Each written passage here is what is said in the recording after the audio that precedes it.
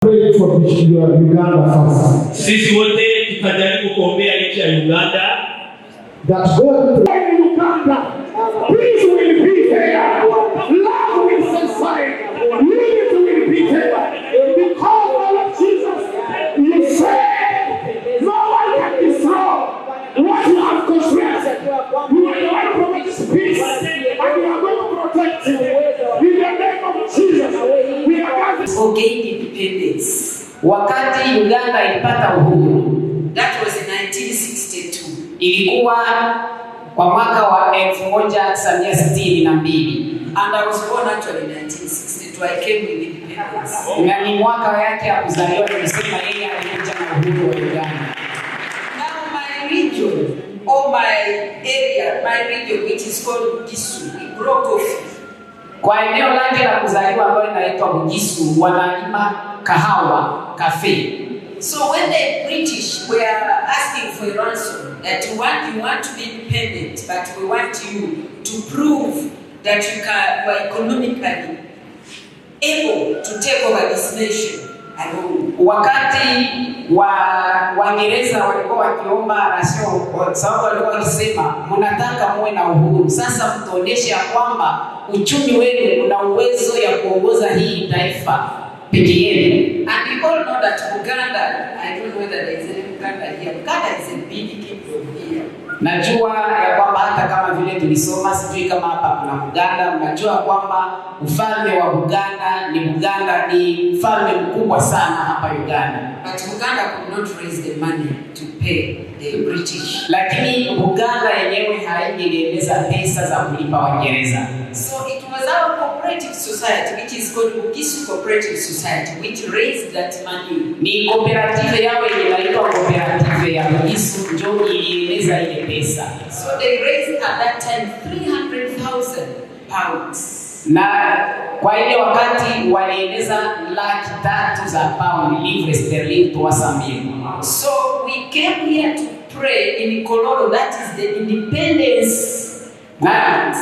Na hapo walikuja kuomba pale Kololo kwa sababu ile ndio uwanja ya uhuru. And Bishop, if you noticed, we prayed, we had to touch the ground. Na kama ulielewa, tuliomba tukigusa udongo. Because we are praying for healing, rebuilding and restoration. Kwa sababu tulikuwa tukiomba. In my own experience, ninaweza kuambia experience yangu mimi mwenyewe. I was more Catholic than before. Niliwaambia kwamba mimi nilikuwa Katoliki kushindia Papa wa Roma. So it was like in 2022. Ilikuwa kama kwa mwaka wa 2022.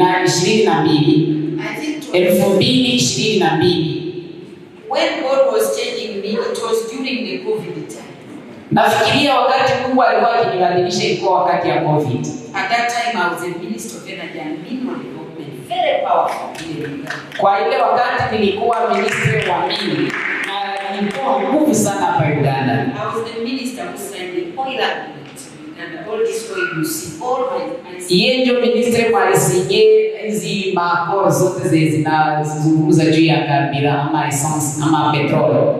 So it's happened that one time I was at home with my daughter. I already have one daughter with 4 sons. Kuna msichana mmoja na wanaume 4. Sasa alikuwa nyumbani kwake na ule msichana. She kept on telling me, "Mommy, you need to give your life to God. You need to give your life to God." Alibaki akiniambia, "Mama, unapaswa patia Mungu maisha yako. Patia Mungu maisha yako. Patia Mungu maisha yako." And the turning point came, the father got COVID. Na hivi nilibadilika, baba akashikwa na janga hilo kubwa. But I didn't get it. Lakini mimi sikupata. So by God's grace, my second born is a doctor. Na kwa neema ya Mungu uzaliwa wake wa pili ni daktari. And we have a clinic here. He owns a clinic somewhere. So he's the one battled and saved the father. Wako na hospitali quelque part na ule njoo aliokoa baba yake. And that is the time when God now took over my life. Na hapo ndio wakati Mungu aliweza kubadilisha maisha yake. I enrolled in the Bible college and the trained pastor. aliingia ndani ya shule la Biblia. Yeye ni mchungaji ambaye alifunzwa.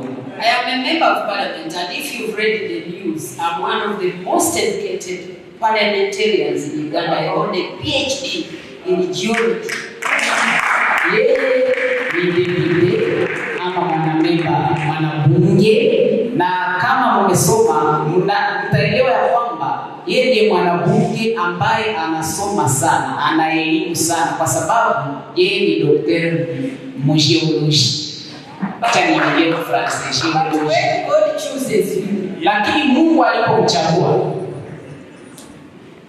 He will bring, or sometimes the storm will choose you, and He will give you whatever doors of the storm, depending on the assignment He wants you to do. Mara nyingine zoruba inaweza kukuchagua na anaruhusu hiyo zoruba ikufikie kufuatana na ile ambayo anataka wewe ufanye.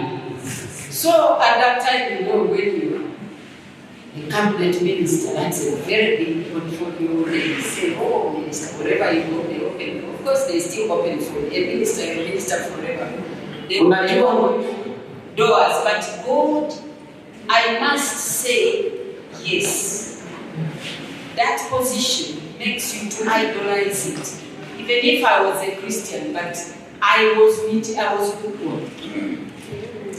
Unajua yeye kwa wakati ile alikuwa waziri, na unajua cheo kama vile waziri ni kitu kikubwa sana, kinakufungulia milango kila mahali unaenda, na inaweza acha unajiamini ama unakuwa kama unaabudiwa, lakini kwa kazi ya Mungu haiko vile. So when God changed me to follow Him, wakati Mungu alibadilisha ili amfuate, I went into the Bible college. Alienda kwa shule la Biblia, and studying the Bible opened my eyes. Na aliposoma Biblia ikafungua macho yake. And when my eyes were opened, na wakati macho yake yalipofunguliwa, it is when I saw, as many times in the night when I would pray,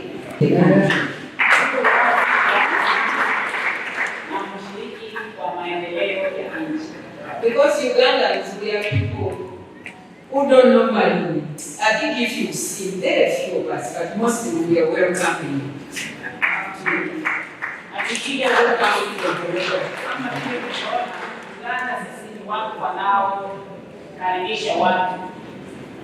So live peacefully and nobody will disturb you here.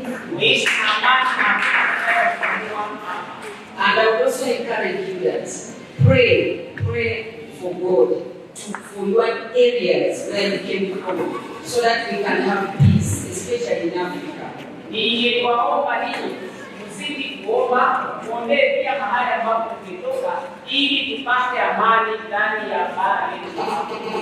So I thank you. Ntino emirembe esingira ddala President waffe His Excellency Yoweri Kaguta Museveni yaleesewo slogan ntino protecting the gains. Kyekyo kintu kinene nnyo era kinene kusingira ddala. Gains sino abantu balowooza nti the gains mbezi tukuuma ebintu bitaliiyo, naye ekisookera ddala ffe nga abakristaayo abavudde mu nsi z'enjawulo tumanyi ekintu bayita gains eyokuleetawo freedom and worship and praising God. Eyo nsonga nkulu nnyo, kubanga waliwo amagwanga amalala nga tebayinza kusaba, nga tebayinza kubakkiririza okubeera n'emirembe eyo ya freedom of worship. Naye eryo gain ffe nga bagwira mu ggwanga tulaba nga gain ensonga nkulu yakusabira okubeera protected.